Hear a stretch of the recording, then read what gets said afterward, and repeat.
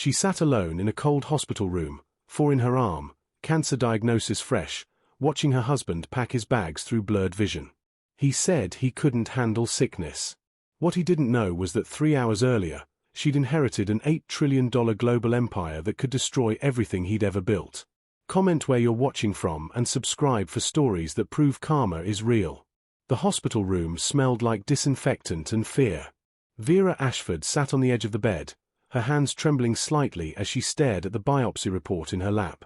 Stage 2 breast cancer. Treatable, Dr. Cross had said gently. But it would require surgery, chemotherapy, months of recovery. Owen stood by the window, his back to her. He hadn't spoken in 10 minutes. The silence felt heavier than the diagnosis itself. "Owen," Vera said softly. Her voice cracked. "Did you hear what the doctor said? It's treatable." He turned slowly. His face wasn't sad. It was tired. Annoyed even. "I heard," he said flatly. She waited for him to come closer. He didn't. "This is going to be hard," she continued, forcing a small smile. "But we'll get through it together. Like we always do." Owen exhaled through his nose. He ran a hand through his perfectly styled hair. "Vera, I need to be honest with you." Her heart began to pound. Something in his tone felt wrong. "I can't do this," he said. She blinked. "Can't do what?" "This." He gestured vaguely at her, at the room, at the 4-pole beside the bed. "The hospitals. The treatments. The sickness." Vera's mouth went dry. "Owen, I have cancer." "I know," he said quickly. "And I'm sorry. I really am. But I can't be the guy who sits in waiting rooms and holds your hand through chemo. That's not who I am." She stood up slowly, ignoring the pull of the 4. "You're my husband." "And I've been unhappy for a long time," he shot back. His voice was cold now, defensive. "You've always been so quiet, Vera. So content with nothing. I need more than this." Tears burned her eyes. "More than what?" "More than me." He looked away. "I need someone who's full of life. Someone who can keep up with me." The words landed like stones. Vera felt her chest tighten, but not from the cancer. From something deeper. "When?" she whispered. "When what?" "When did you stop loving me?" Owen didn't answer. Instead, he picked up his jacket from the chair. "I'll have my lawyer send the divorce papers. You'll be taken care of financially. I'm not a monster." She laughed bitterly. "You're leaving me in a hospital." "I'm leaving a marriage that's been dead for years," he corrected. "The cancer just made it clear." He walked toward the door. Vera's legs felt weak.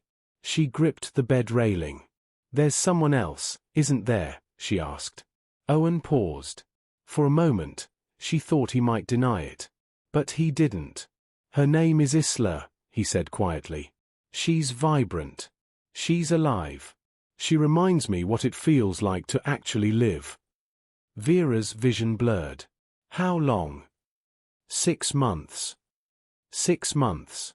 While she'd been planning their anniversary trip. While she'd been cooking his favorite meals. While she'd been living in a marriage she thought was real. Owen opened the door.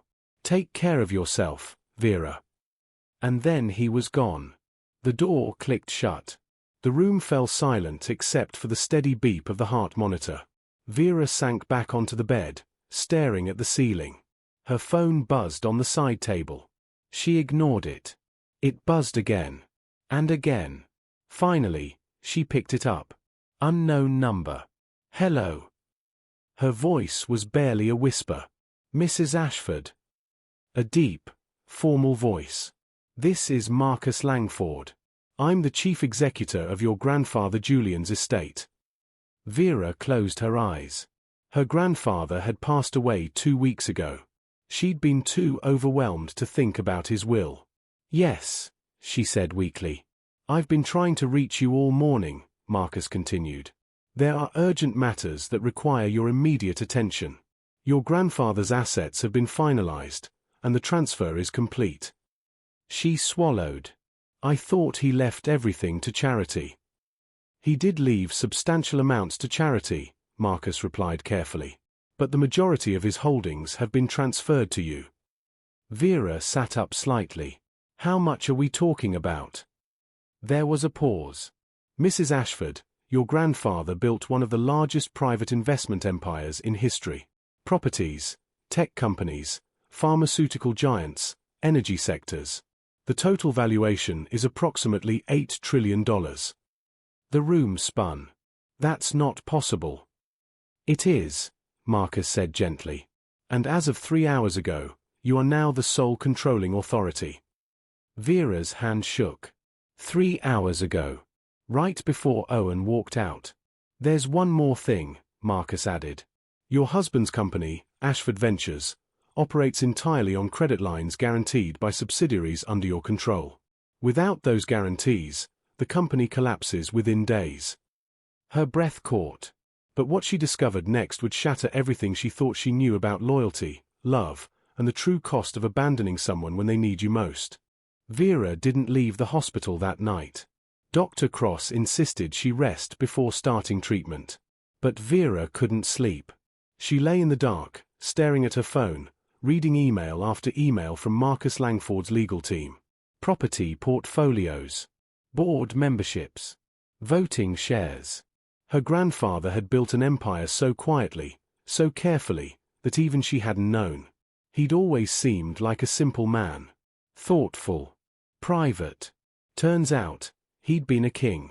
And now she was queen. The next morning, Marcus arrived in person. He was elderly, silver-haired, dressed in an impeccable grey suit. He carried a leather briefcase and spoke with the calm authority of someone who'd seen everything. "How are you feeling?" he asked, sitting in the chair beside her bed. "Confused," Vera admitted. "Hurt. Angry." Marcus nodded. "Your grandfather anticipated you might feel this way. He left you a letter." He handed her an envelope. Her name was written on the front in her grandfather's shaky handwriting. She opened it slowly. "Vera, if you're reading this, I'm gone. And if Marcus has done his job, you now control everything I built. I never told you about the money because I wanted you to know yourself first. Not as an heiress. Not as a name. But as Vera.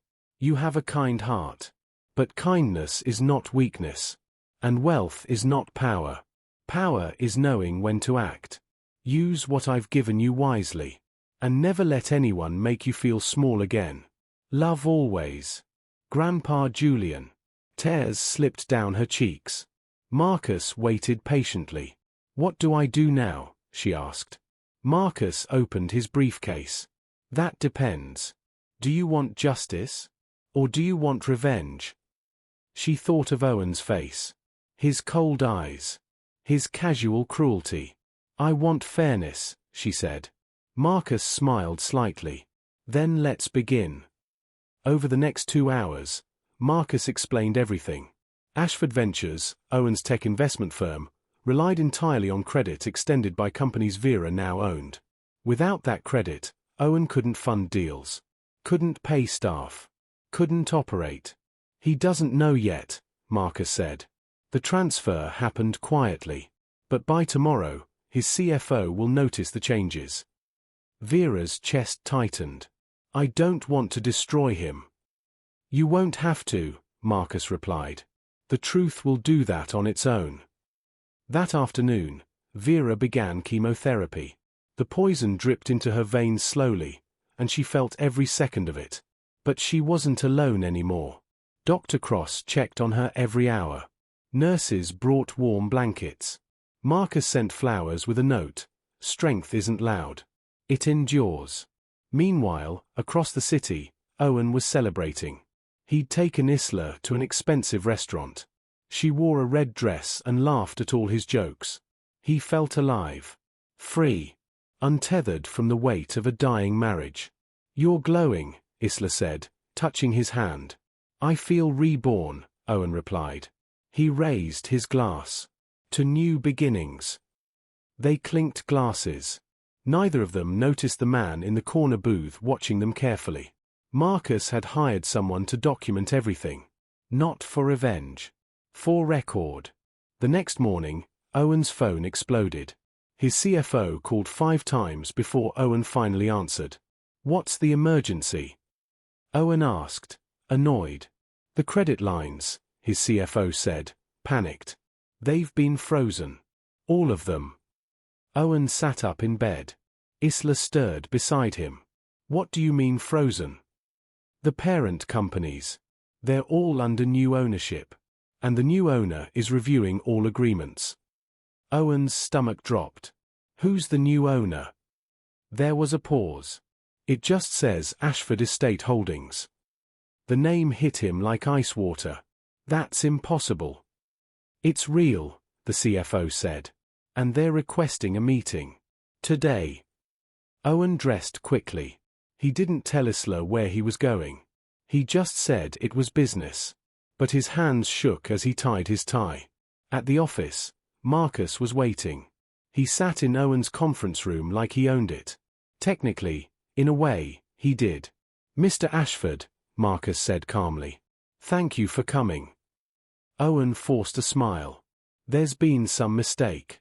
My credit lines have been suspended pending compliance review," Marcus interrupted. "Your agreements were with entities now controlled by Mrs. Vera Ashford." Owen's face went white.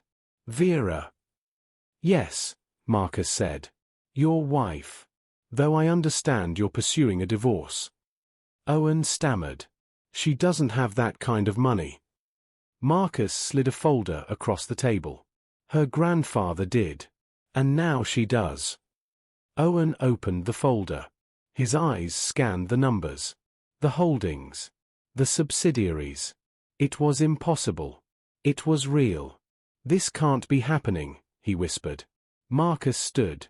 "Mrs. Ashford is willing to allow your company to continue operating under revised terms. But first, she'd like to meet with you." Owen looked up, desperate. "When?" "Now," Marcus said. Little did Owen know, the woman he'd abandoned at her lowest moment was about to teach him the most expensive lesson of his life. The meeting took place in a private office inside the hospital complex. Vera had insisted. She wasn't strong enough to travel, but she was strong enough for this. Owen entered the room slowly. His confidence was gone.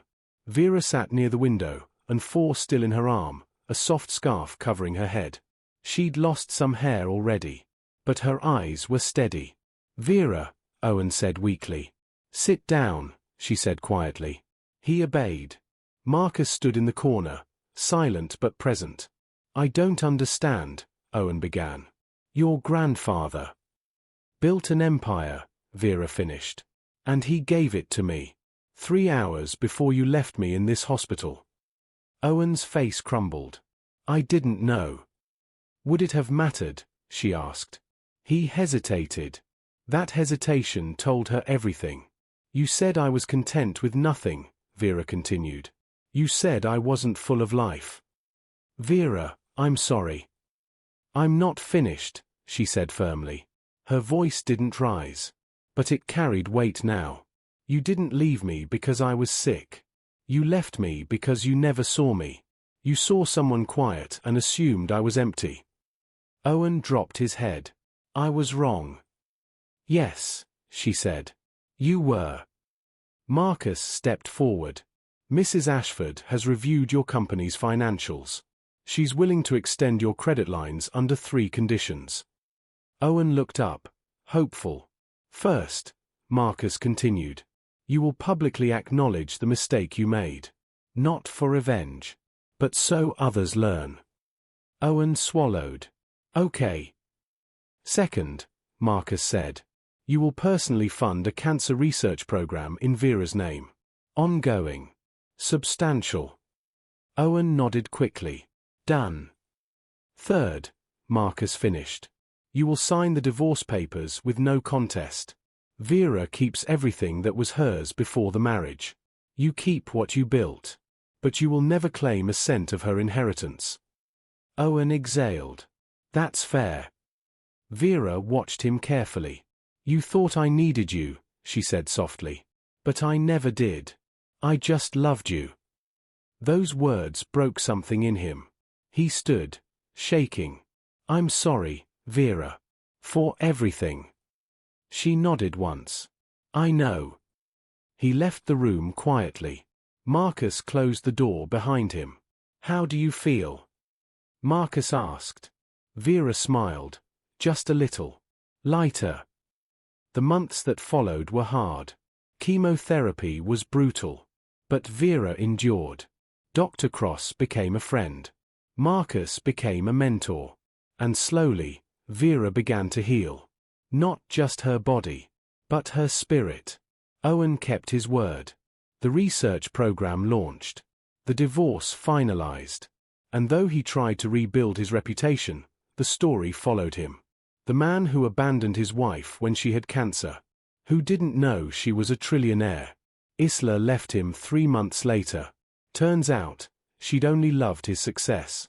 1 year after her diagnosis, Vera stood on the balcony of her new home. The city stretched out before her, glowing in the evening light. Her hair had grown back. Her strength had returned.